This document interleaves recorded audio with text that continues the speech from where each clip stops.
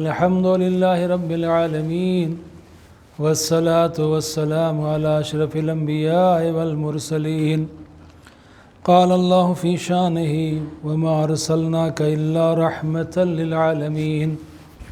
محبوب رب المشرقين والمغربين وجد الحسن والحسين المكي المدني القرشي الهاشمي المولانا أبي القاسم محمد. اللهم صل على محمد وآله الطيبين الطاهرين المعصومين المظلومين ولعنة الله على أعدائهم وغاصبي حقوقهم ومنكري فضائلهم وعظمتهم أجمعين. أما بعد فقد قال الله تبارك وتعالى في كتابه المجيد وفرقانه الحميد وخطابه المتين وهو أصدق الصادقين وقوله الحق. بسم الله الرحمن الرحيم. والعصر إن الإنسان لفي خسر إلا الذين آمنوا وعملوا الصالحات وتواصوا بالحق وتواصوا بالصبر. اللهم صل على محمد وآل محمد. عزیزان محترم، صبح مبارک عصر کی تلاوت مسلسل آپ حضرات کے سامنے کرنے کا شرف حاصل کر رہا ہوں، جس میں ہمارا خالق، ہمارا مالک ہمیں کامیابی کا راز بتا رہا ہے، اور وہ یہ ہے کہ والعصر ان الانسان لفی خسر. زمانے کی قسم، انسان گھاٹے میں ہے، لاس میں ہے، نقصان میں ہے. الا الذین آمنوا وعملوا الصالحات، سوائے ان لوگوں کے کہ جو ایمان لائے ہیں اور نیک اعمال انجام دیتے ہیں. وتواصوا بالحق وتواصوا بالصبر، اور جو حق کی وصیت کرتے ہیں اور صبر کی وصیت کرتے ہیں. تو انسان دنیا کی کوئی بھی خوبی حاصل کر لے، کوئی بھی کمال حاصل کر لے، لیکن اگر وہ ایمان کی دولت سے خالی ہے تو ساری دولتیں بیکار ہیں. انسان کو کتنا ہی بڑا منصب مل جائے، لیکن اگر اس کے پاس نیک اعمال کرنے کا جذبہ نہیں ہے تو وہ سارے اس کے منصب بیکار ہیں. اور انسان جو کچھ بھی کرے اسے اس بات کا خیال رکھنا چاہیے کہ جو میں کر رہا ہوں، جس راستے پہ میں چل رہا ہوں، وہ راستہ حق کا راستہ ہے، اور دوسرے لوگوں کو بھی اس راستے کی تلقین کرنی ہے. صبر کے دامن کو تھامے بھی رہنا ہے اور دوسرے لوگوں کو بھی صبر کی وصیت اور نصیحت کرنی ہے. آپ مجھے بتائیے کہ کسی بھی انسان کے لیے کتنے بڑے شرف کی بات ہے کہ کوئی انسان کسی نبی کا بیٹا ہو. نبی کا بیٹا ہونا کتنے بڑے شرف کی بات ہے. لیکن ایک نبی کے دو بیٹے ہیں، ایک حابیل ہے اور ایک قابیل ہے. حابیل علیہ السلام ہے، قابیل لعنت اللہ ہے. تو بیٹے تو نبی کے تھے، مگر دونوں میں یہ فرق کیسے ہوا؟ ایک پہ لعنت کیوں ہے اور ایک پر سلام کیوں ہے؟ کہ بیٹے ضرور نبی کے تھے، لیکن نبی کا بیٹا ہونے کے بعد بھی شیطان کے چنگل میں پھنس گیا، اور حسد کی بیماری نے اسے اس مقام پہ پہنچا دیا کہ اس نے اپنے بھائی کا قتل کر دیا. تو معلوم یہ ہوا کہ حسد وہ بیماری ہے کہ جو انسان کو بھائی کا قاتل بنا دیتی ہے، اور اس کے بعد بھی اسے کچھ حاصل نہیں ہوتا ہے. الحسود لا یسود، حسد کرنے والے کو کچھ فائدہ نہیں ہوتا. دنیا میں لعنت بھی ہے اور آخرت میں عذاب بھی ہے. تو یہ نبی کا بیٹا ہونے کے بعد میں گمراہ ہوا، لعنت کا مستحق ہو گیا. بات اور آگے بڑھی. اب جناب نوح علیہ السلام جناب نوح علیہ السلام کون ہیں کہ جن کی کشتی میں جو بھی سوار ہوا، جن کی کشتی میں جو بھی سوار ہوا وہ کامیاب ہو گیا، وہ نجات پا گیا۔ اس کشتی میں انسانوں کی بات چھوڑیے، جو جانور سوار ہوئے وہ جانور بھی نجات پا گئے، وہ بچ گئے ہلاکت سے۔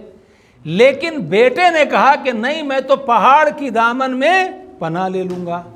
نتیجہ کیا ہوا کہ بیٹا ہلاک ہو گیا۔ اچھا، ان کی زوجہ جو تھی، زوجہ شیطان کے غلبے میں آ گئی، لہٰذا قرآن نے کہا کہ تھی تو نبی کی زوجہ، اور وہ نیک بندے تھے اللہ کے، مگر اس کے بعد بھی یہ کون ہے؟ جہنمی ہے۔ جناب لوط علیہ السلام اللہ کے نبی ہیں، لیکن لوط علیہ السلام نبی ہونے کے بعد اب نبی کی بیوی ہونا، نبی کی زوجہ ہونا کتنے فخر کی بات ہے۔ لیکن لوط علیہ السلام کی زوجہ شیطان کے فریب میں آ گئی، نتیجہ کیا ہوا؟ قرآن نے کہا نبی کی زوجہ ہے مگر جہنمی ہے۔ توجہ ہے آپ کی؟ تو نبی کا بیٹا ہونے کے باوجود بھی اتنا بڑا نقصان میں کہ دنیا میں بھی نقصان میں اور آخرت میں بھی خسارے میں، یہاں لعنت وہاں عذاب۔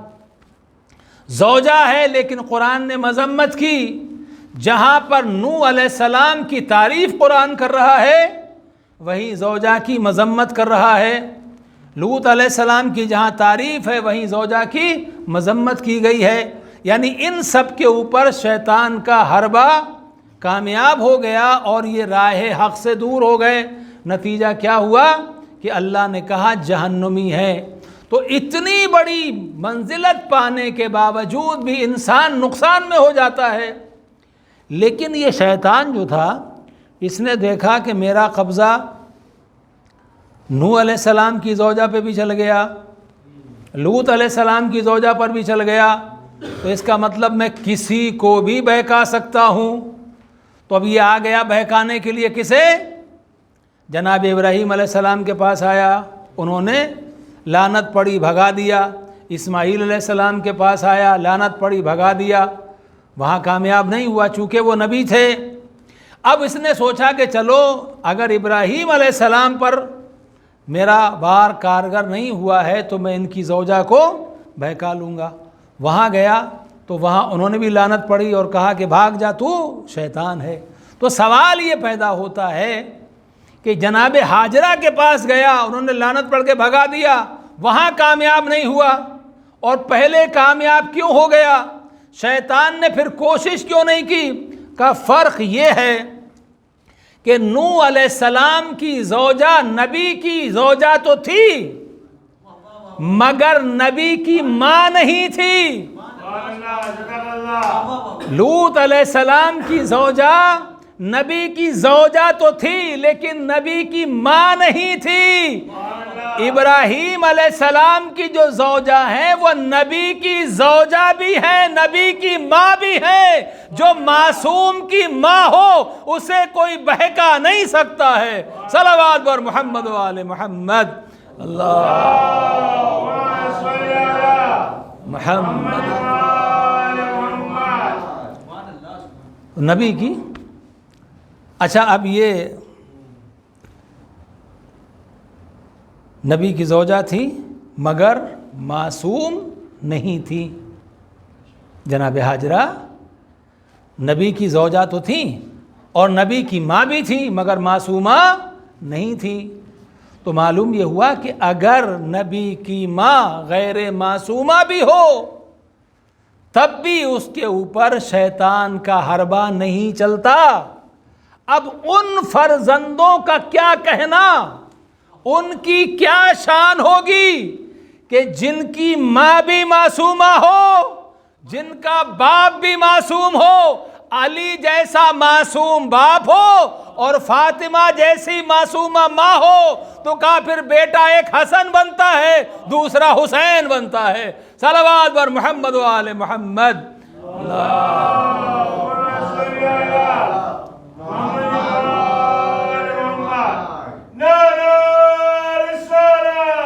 یا رسول اللہ، یا علی۔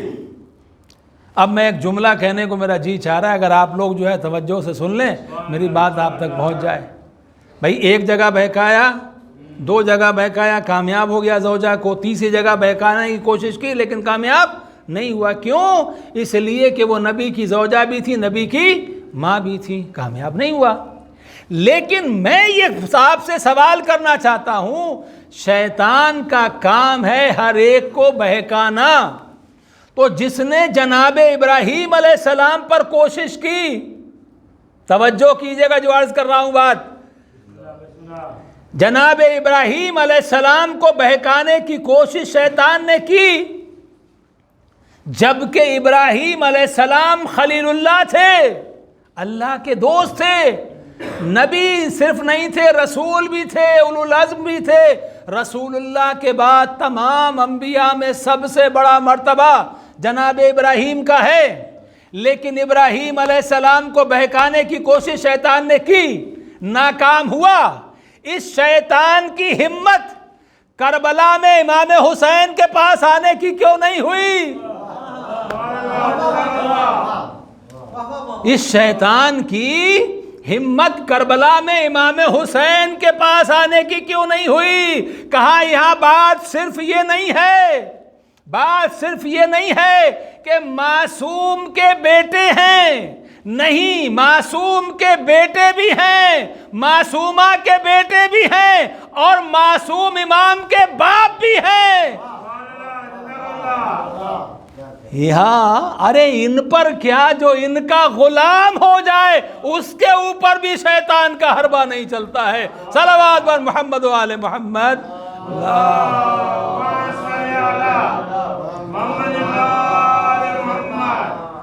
جناب علی اکبر کے پاس ہی آ گیا ہوتا، جناب عباس کے پاس آ گیا ہوتا۔ ہاں ایک آیا تھا شیطان، مگر ماموں جان بن کے آیا تھا۔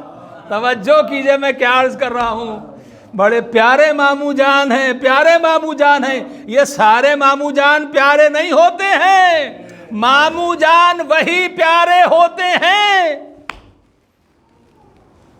جو بھانجوں کے حق میں بہتر ہوں، ورنہ سارے ماموں تو آیا تو کہہ رہا تھا کہ میں تمہارا ماموں ہوں۔ عباس کہاں ہو؟ عباس کہاں ہے تمہارے بھائی؟ آؤ تمہارے لیے امان لے کے آیا ہوں۔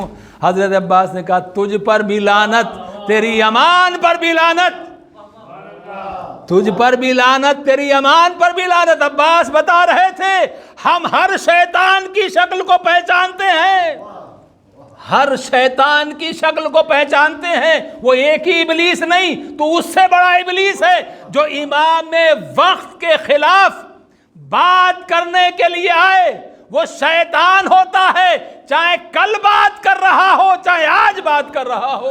صلوات بر محمد و آل محمد۔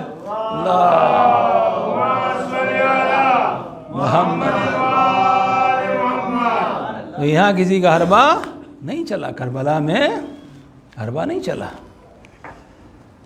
بلکہ وہ تو خود حیران تھا کہ میں کس کے بارے میں سوچوں۔ حسین نے تو سارے حسین بنا دیے، حسین نے سارے حسین بنا دیے۔ یہ ہے منزل عشق کی آخری منزل، جہاں ایمان کمال کی منزل پہ ہے، جہاں عمل صالح کمال کی منزل پہ ہے، جہاں حق کی راہ کمال کی منزل پہ ہے، اور جہاں صبر کا دامن اس طریقے سے تھاما ہوا ہے کہ نہ تلواروں کا ڈر ہے، نہ تیغوں کا خوف ہے، نہ دشمن کی تعداد کا کوئی خطر ہے، بلکہ اپنی جانیں دینے کے لیے تیار ہیں۔ عزیزان محترم، میں تھوڑا سا گفتگو کو اس مرحلے سے واپس لے جانا چاہ رہا ہوں، مجھے نہیں معلوم کہ وہ لے جانا چاہیے نہیں لے جانا چاہیے، جہاں تک بات آ گئی ہے کہ انشاءاللہ تفصیل بعد میں عرض کروں گا، صرف اشارے میں بات ایک کہہ دوں کہ دیکھیے اسلام میں جو بڑا فرق آیا وہ آیا رسول اللہ کی رسالت کے بعد۔ اب رسول کے بعد کون ہوگا، یہاں پر امت کے اندر جو اختلاف ہوا یہاں سے شروع ہوا۔ ایک سلسلہ وہ ہے جس نے رسول اللہ کے بعد خلافت کے سلسلے کو مانا۔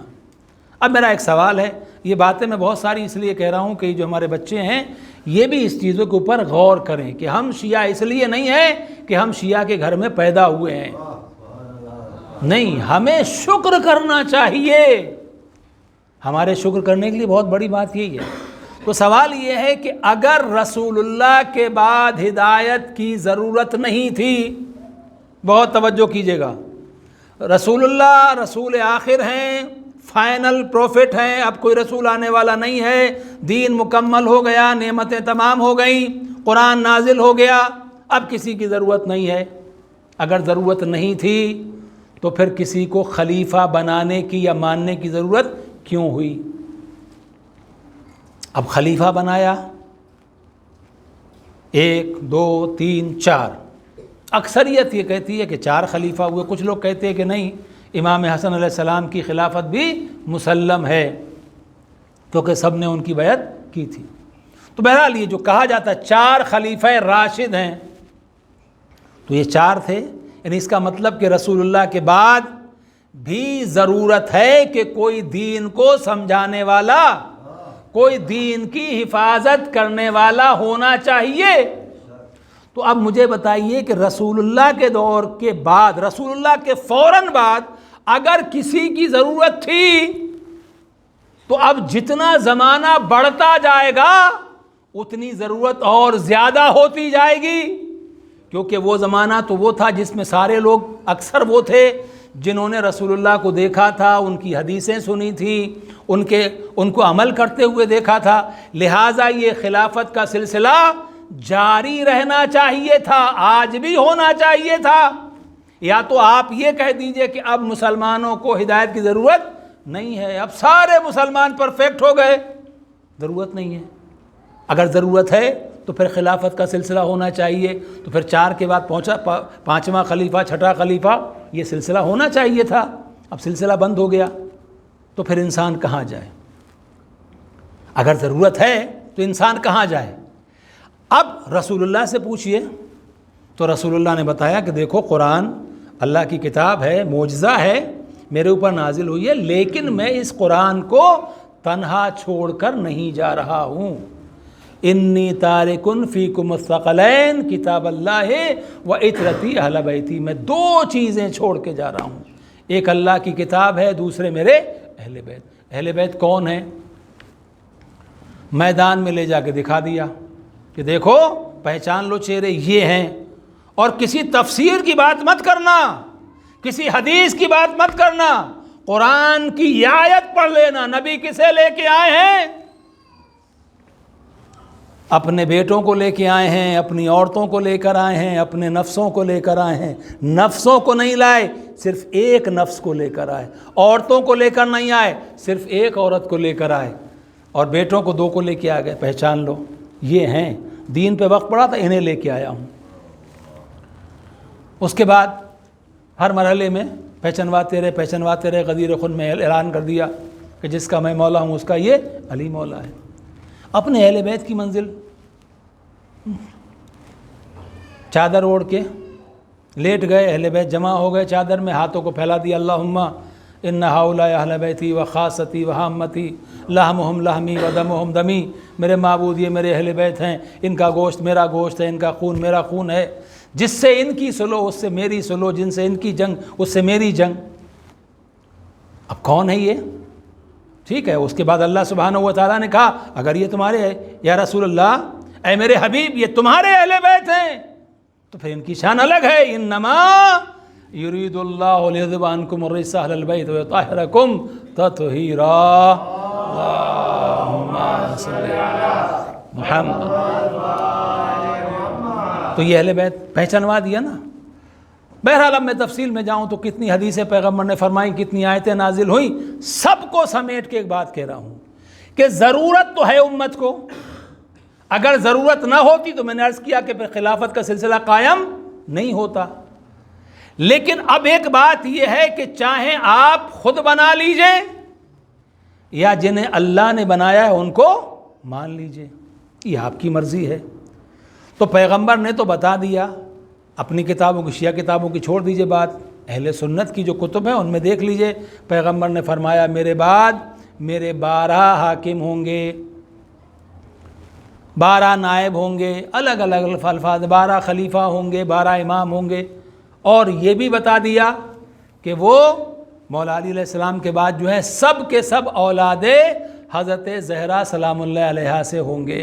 اللہم صلی علی محمد۔ اور امام زمانہ کے لیے فرما دیا کہ وہ اولاد جناب فاطمہ سے ہوں گے۔ تو یہ ساری حدیثیں موجود ہیں، لیکن ان حدیثوں کو بیان نہیں کیا جاتا، ان کو پڑھا نہیں جاتا، ہیں سب موجود ہیں، اور بلکہ کچھ حدیث تو ایسی بھی ہیں جس میں نام بھی مینشن کیے گئے 12 اماموں کے، ایک ایک امام کا نام موجود ہے، لیکن میں نے کہا نام کی بات چھوڑ دیجئے، بھائی سوال یہ ہے کہ رسول اللہ کی جگہ پر رسول کا جانشین وہی ہونا چاہیے جس کی رفتار، جس کی گفتار، جس کا کردار، جس کا علم، جس کا حلم، جس کا نسب، جس کا صبر، جس کی شجاعت، سب رسول سے ملتی ہوئی ہو۔ اور کس طریقے سے ملتی ہوئی ہو کہ زمانے کے سمجھنے کے لیے نام الگ الگ ہوں، لوگ کنفیوز نہ ہوں، لہٰذا نام الگ الگ ہوں، مگر کردار ایسا ہو کہ نبی کہیں اولنا محمد و اوسطنا محمد و آخرنا محمد و کلنا محمد، ہمارا پہلا بھی محمد ہے، ہمارا اوسط بھی محمد ہے، ہمارا آخر بھی محمد ہے، ہم سب کے سب محمد ہیں۔ اور جو محمد بھی جس زمانے میں ہو اس کے سامنے جو بھی مسئلہ ہو، جو بھی سوال آئے وہ اس کا حل کرے۔ آپ پوری تاریخ اسلام پڑھ لیجئے، جن خلفاء نے ہمارے ائمہ کو ستایا ہے، جب ان پر کوئی مشکل آئی ہے اس مشکل میں انہوں نے ہمارے ائمہ سے مدد حاصل کی ہے، ان سے پوچھا آپ بتائیے قرآن یہاں پر کیا کہہ رہا ہے، شریعت کا حکم کیا ہے، ہمیں کیا کرنا چاہیے، یہ پورا سلسلہ چلا ہے۔ تو عزیزان محترم، یہ جو امامت ہے کائے کے لیے ہے، یہ ہے دین کی حفاظت کے لیے، رسول کی مشن کی حفاظت کے لیے۔ یہی وجہ تھی کہ رسول اللہ کے بعد جب مولا علی علیہ السلام کی خلافت کو ایک گروہ نے انکار کر دیا، خلافت کو قبول نہیں کیا، اور پھر جب کربلا رونما ہونے سے پہلے یزید نے شریعت کو بدلنے کی کوشش کی، یہاں مسئلہ یہ نہیں ہے، اس کی حکومت سے امام حسین علیہ السلام کو کوئی مسئلہ نہیں تھا، وہ جانے اس کا کام جانے، جیسے اس کا باپ حکومت کر رہا تھا ویسے وہ کرتا رہتا، لیکن اس نے یہ چاہا کہ جو اس کی بدعمالیاں ہیں، جو بری عادتیں ہیں، ان کو وہ دین کا نام دے، اور امام حسین علیہ السلام اس کی تائید کر دیں، بیعت کر لیں۔ لہٰذا امام نے کہا کہ مجھ جیسا یزید جیسی کی بیعت نہیں کر سکتا، اور دین مصطفیٰ لاوارث نہیں ہے، میں وارث محمد مصطفیٰ ہوں، میں دین خدا کو بچاؤں گا، اسے بچانے کے لیے جو قربانی دینی پڑے وہ قربانی میں دوں گا۔ اور امام حسین علیہ السلام آ گئے۔ عزادارو، شب عاشور ہے، دیکھیے میری آپ حضرات سے گزارش یہی ہے، ویسے تو ہر انسان جو اس کو بہتر لگے اپنے حساب سے کرتا ہے کرے، لیکن میری گزارش یہ ہے کہ شب عاشور اور روز عاشور ہم اپنی جو لائف اسٹائل ہے، اپنا جو انداز ہے، اس کو تبدیل کریں تاکہ دوسروں سے ہم الگ نظر آئیں۔ زیارت عاشورہ پڑھتے ہیں آپ، عاشور کے دن کو بنی امیہ نے عید کا دن قرار دیا تھا، خوشی منانے کا دن، اور ہم کو یہ ظاہر کرنا ہے کہ ہمارا بنی امیہ سے کوئی تعلق نہیں ہے، ہم امام حسین کے ماننے والے ہیں۔ لہٰذا ہمارا جو طریقہ ہے، لباس کے حساب سے بھی ویسے بھی ہمارا انداز، ہم ہنسی مذاق بالکل ترک کر دیں، اور اپنے آپ کو اس طریقے سے رکھیں جیسے کہ کسی کے گھر میں کوئی میت ہو گئی ہو۔ کم سے کم اتنا غم ہمیں منانا چاہیے کہ جیسے ہمارے گھر میں ہمارے باپ کا جنازہ رکھا ہوا ہے، اس سے کم تو نہیں ہو سکتا۔ اب اس کے بعد میں جو سوال ہوتے ہیں کہ یہ کرنا چاہیے نہیں کرنا چاہیے، بھائی یہ سب باتیں آپ چھوڑ دیجئے، سوال یہ ہے کہ غم آپ اس طریقے سے منائیے جیسا غم آپ کے یہاں منایا جاتا ہے، جو آپ کا طریقہ غم منانے کا ہے۔ جیسے اپنے عزیزوں کا غم مناتے ہیں ویسے فاطمہ کے لال کا غم منائیے، وہ اس غم کا اظہار ہونا چاہیے۔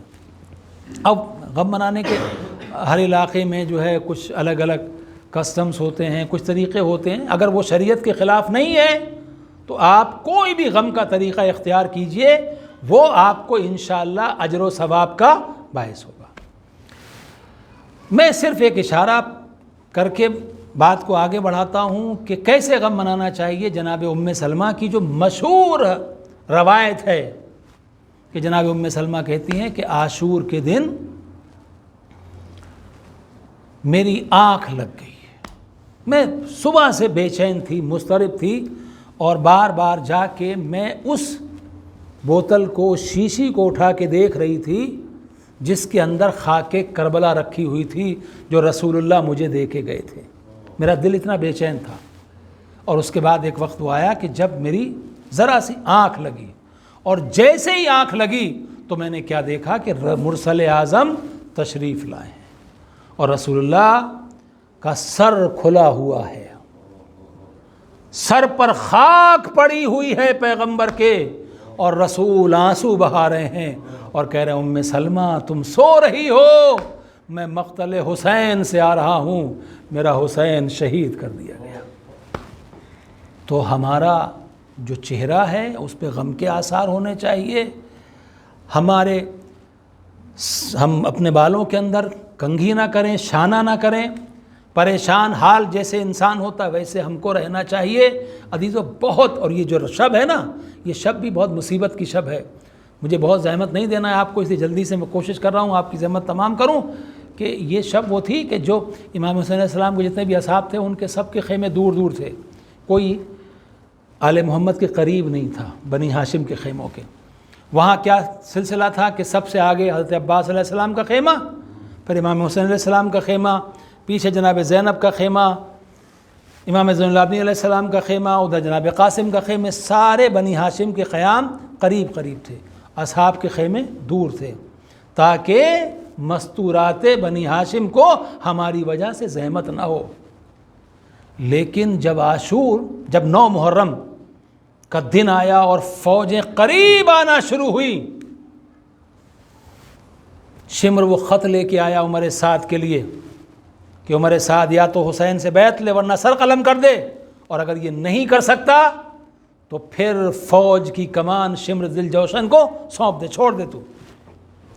تب اس کے بعد پھر گھیرا تنگ ہونا شروع ہوا۔ اب جب فوجیں قریب آنے لگی تو اب امام حسین علیہ السلام کے جو اصحاب تھے انہوں نے کہا مولا اب اجازت دے دیجئے کہ ہم اپنے خیام کو قریب لے آئیں۔ قریب لانے کا مطلب سمجھ رہے ہیں آپ نا، کہ چاروں طرف سے اصحاب کے خیمے ہوں کہ اگر دشمن کوئی حملہ کرے تو امام تک نہ پہنچنے پائے، ہم قتل کر دیے جائیں، کوئی امام تک نہ پہنچنے پائے۔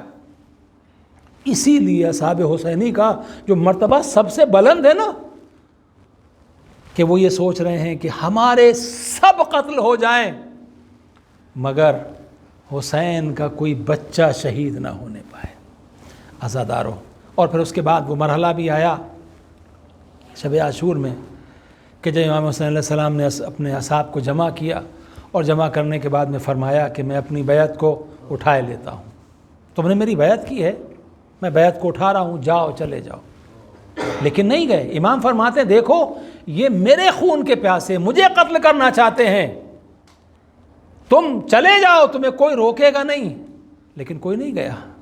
پھر امام فرماتے ہیں اچھا اگر تمہیں ایسے جانے میں شرم آ رہی ہے تو ایک کام کرو، میرے گھر کے بچوں کے ہاتھ پکڑو، انہیں ساتھ میں لے کے چلے جاؤ، تاکہ کوئی یہ نہ کہے کہ حسین کو تنہا چھوڑ کے چلے گئے تھے۔ پھر بھی کوئی نہیں گیا۔ امام علیہ السلام نے اس کے بعد شمع کو گل کر دیا، شمع بجھا دی گئی۔ امام نے کہا میرے سامنے تمہیں جانے میں شرم آ رہی ہے، یہ شمع کو میں بجھائے دیتا ہوں، اب اندھیرے میں چلے جاؤ۔ لیکن روایت کہتی ہے کہ اصحاب اپنی جگہ پر مضطرب تھے، بے چین تھے، اور کہہ رہے تھے فرزند رسول کب تک آپ ہماری وفا کا امتحان لیجیے گا، مولا ہمیں معلوم ہے آپ کو ہماری ضرورت نہیں ہے، فرزند زہرا ہم چلے جائیں، لیکن آپ اپنے گھر جیسا کوئی گھر بتا دو، ہم وہاں چلے جائیں گے۔ کسی نے کہا مولا ہم چلے جائیں، تو رسول اللہ کو کیا جواب دیں گے؟ سب اپنی اپنی باتیں کر رہے تھے۔ شاید مولا عباس علیہ السلام نے نجف کا رخ کر کے کہا، او بابا آپ نے کربلا کے لیے مانگا تھا، آقا کہہ رہے ہیں چلے جاؤ، کہاں جائیں؟ عزادارو ہاں منزلیں گزرتی نہیں، اور اس کے بعد وہ منزل بھی آئی کہ جب جناب زینب نے پوچھا بھیا آپ نے اپنے اصحاب کو آزما لیا ہے، کہیں ایسا تو نہیں ہے کہ یہ آپ کا ساتھ چھوڑ کے چلے جائیں؟ یہ خبر ہلال بن نافع نے جا کے خبر دی، حبیب سے کہا حبیب ہم لوگ یہاں بیٹھے ہوئے، آپ لوگ یہاں بیٹھے ہوئے ہیں، شہزادی زینب امام حسین سے یہ کہہ رہی ہیں کہ آپ نے اپنے اصحاب کو آزما لیا ہے، کہیں ایسا نہ ہو کہ یہ ساتھ چھوڑ کے چلے جائیں۔ اصحاب نے اتنا سنا، ایک مرتبہ تلواروں کو نیام سے نکالا، تلواریں اپنی گردنوں پہ رکھیں، امام حسین کے خیمے کے باہر آئے، مولا اے میرے آقا حسین، آقا اجازت دیجئے ہم اپنے ہاتھوں سے اپنے سروں کو اڑا دیں، مولا ورنہ شہزادی سے کہہ دیجئے ہماری وفا کے اوپر شک نہ کریں، ہم اپنی جانوں کو اپنے مولا پہ قربان کر دیں گے۔ عزادارو جناب زینب کے دل کو بھی تسلی ہو گئی، امام حسین نے دعا دی اصحاب کو، اور اس کے بعد سب کو منزلیں دکھائیں، اچھا جب جان قربان کرنے کے لیے تیار ہو تو آؤ ذرا اپنے مقام کو دیکھو، حبیب یہ جنت میں تمہارا مقام ہے، زہیر یہ تمہارا مقام ہے، مسلم نے اوسجا یہ تمہارا مقام ہے، سب کے مقامات کو دکھا دیا۔ عزادارو رات تمام ہو گئی، اب عاشور کا دن آیا، حسین کے اصحاب شہید ہونے لگے، اور اصحاب کی شہادت کے بعد اب حسین کے گھر کے جگر کے ٹکڑے میدان میں جا کے شہادتیں پیش کر رہے ہیں۔ ایک وقت وہ آیا کہ جب سب شہید ہو گئے، اب فرزند زہرا تنہا ہے، کوئی باقی نہیں ہے۔ امام حسین علیہ السلام ایک مرتبہ میدان میں گئے اور ایک آواز بلند کی، حل من ناس ینصرنا، حل من مغیث یغیثنا، ہے کوئی جو میری مدد کے لیے آئے، ہے کوئی جو میری نصرت کے لیے آئے؟ عزادارو ہاں شب عاشور میں نا جب ساری مائیں اپنے اپنے بچوں کو دیکھ رہی تھیں، میرا لال میدان میں جائے گا، اپنی جان کو اپنے آقا حسین پر قربان کر دے گا، ایک ماں تھی جو جھولے کو جھلا رہی تھی اور اصغر کو دیکھ کے کہی تھی بیٹا تو تو اتنا چھوٹا ہے، تیری ماں کس طریقے سے تیری قربانی کو پیش کرے گی؟ آزاداروں ادھر امام نے کہا حل من ناس ینصرنا، ہے کوئی جو میری مدد کے لیے آئے؟ ادھر علی اصغر ایک مرتبہ ہمک کے جھولے سے زمین پر گرے۔ علی اصغر کا جھولے سے زمین پر گرنا تھا کہ ایک مرتبہ بیویوں میں تلاطم برپا ہو گیا، رونے کی صدائیں بلند ہو گئیں۔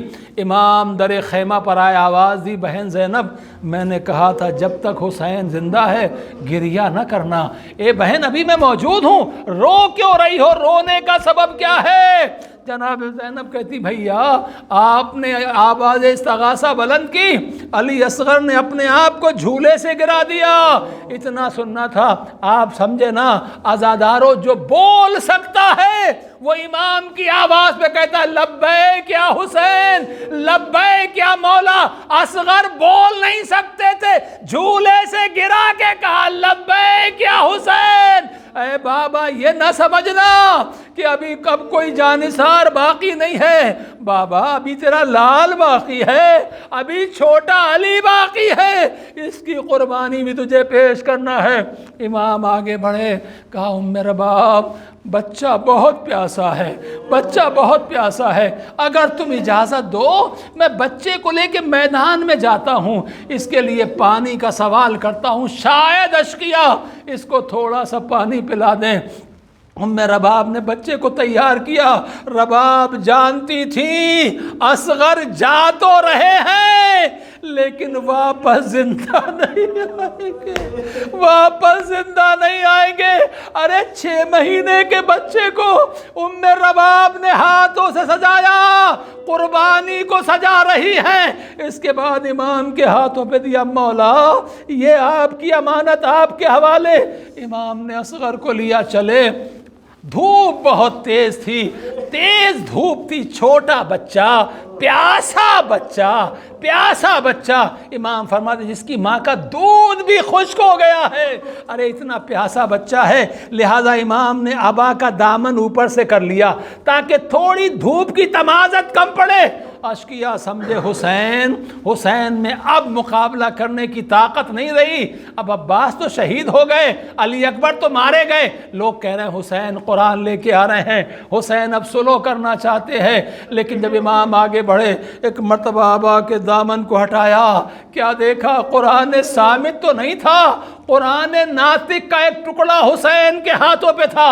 امام مخاطب ہوئے فوج اشقیا، دیکھو کسی بھی قوم میں، کسی بھی مذہب میں چھوٹے بچوں کی کوئی خطا نہیں ہوتی، اگر تم حسین کو خطاوار سمجھتے ہو تو اس بچے کی کوئی خطا نہیں ہے، اس کو تھوڑا سا پانی پلا دو، اس کی ماں کا دودھ خشک ہو گیا ہے، تھوڑا سا پانی پلا دو۔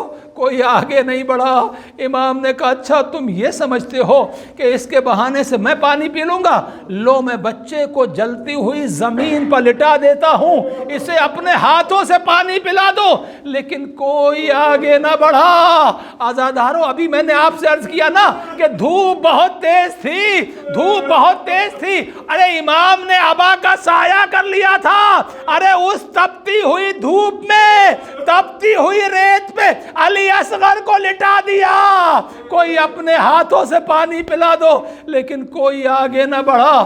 تو ایک مرتبہ امام نے پھر علی اصغر کو اٹھایا، اور اٹھانے کے بعد میں کہا میرے لال تم حجت خدا کے فرزند ہو، اے علی اصغر اپنی حجت کو تمام کرو۔ علی اصغر نے سوکھی ہوئی زبان کو پپڑائے ہوئے ہونٹوں پر پھرایا، ارے اس طریقے سے فوج کی طرف دیکھا کہ لوگ، فوج منہ پھیر کر رونے لگی۔ ہر طرف سے آواز آئی حسین کے بچے کی کوئی خطا نہیں ہے، اس بچے کی کوئی خطا نہیں ہے، چلو ہم اسے پانی پلاتے ہیں، ہم اسے پانی پلاتے ہیں۔ ایک مرتبہ عمر سعد نے آواز دی آئینہ حرملہ اقطع کلام الحسین، اے حرملہ کہاں ہے؟ حسین کے کلام کو قطع کر دے۔ ارے حرملہ نے تیر کو چلے کمان میں جوڑا، گلوے اصغر کا نشانہ لیا، ارے تیر چلا، علی اصغر کے گلے پہ آ کے لگا، 3 بھال کا تیر، اور کہاں علی اصغر کا نازک گلا، ارے علی اصغر کے گلے کو چھیدتا ہوا امام کے بازو کو زخمی کر گیا۔ آزادارو عجیب منزل ہے، اتنا بڑا تیر علی اصغر کے مقابلے کے لیے استعمال کیا گیا۔ امام نے دیکھا، ایک مرتبہ تڑپ گئے، تڑپنے کے بعد مدینے کا رخ کیا۔ نانا آپ دیکھ رہے ہیں، نانا آپ کی امت نے میرے بچے کو کیسے پانی پلایا۔ اور اس کے بعد روایت کہتی ہے ایک مرتبہ خون بے شیر کو امام نے اپنے ہاتھوں میں لیا، اور لینے کے بعد خون کو آسمان کی طرف بلند کر دیا، ایک قطرہ بھی واپس نہیں آیا، اب حسین بچے کو لے کے خیمے میں جانا چاہتے ہیں، لیکن حسین باپ ہے نا، اور جانتے ہیں کہ ام رباب نے بچے کو بھیجا ہے پانی پلانے کے لیے۔ ارے اس بچے کو جب دیکھے گی تو ام رباب پر کیا گزرے گی؟ عزیز و عجیب منزل ہے، امام کے ہاتھوں پہ بچے کا لاشا ہے۔ ارے حسین کبھی آگے بڑھتے ہیں، کبھی پیچھے ہٹتے ہیں، انا للہ و انا الیہ راجعون، رضا بقضائہ و تسلیما لامرہ۔ اے عزادارو، مجھے نہیں معلوم امام کے قدم کیسے اٹھے، حسین کیسے در خیمہ پہ پہنچے، لیکن جب در خیمہ پہ پہنچے تو آواز دی رباب اصغر کو لے جاؤ، رباب اصغر کو لے جاؤ۔ جناب سکینہ نے سنا، ایک مرتبہ دوڑ کے آئی، بابا بھیا اصغر کو پانی مل گیا، میرے اصغر نے پانی پی لیا۔ اے بابا سکینہ پیاسی رہ گئی، حسین نے کوئی جواب نہ دیا۔ اب جو ام رباب آئی، امام نے ابا کا دامن ہٹایا، ارے رباب نے دیکھا، یا بنیا اب مثلوں کا تنہر، اے میرے لال کیا تیرے جیسے بچے بھی نہر کیے جاتے ہیں؟ ارے رباب نے سر کو پیٹا، اے میرے اصغر تجھے نہر کر دیا گیا، کیا تیرا قاتل صاحب اولاد نہ تھا؟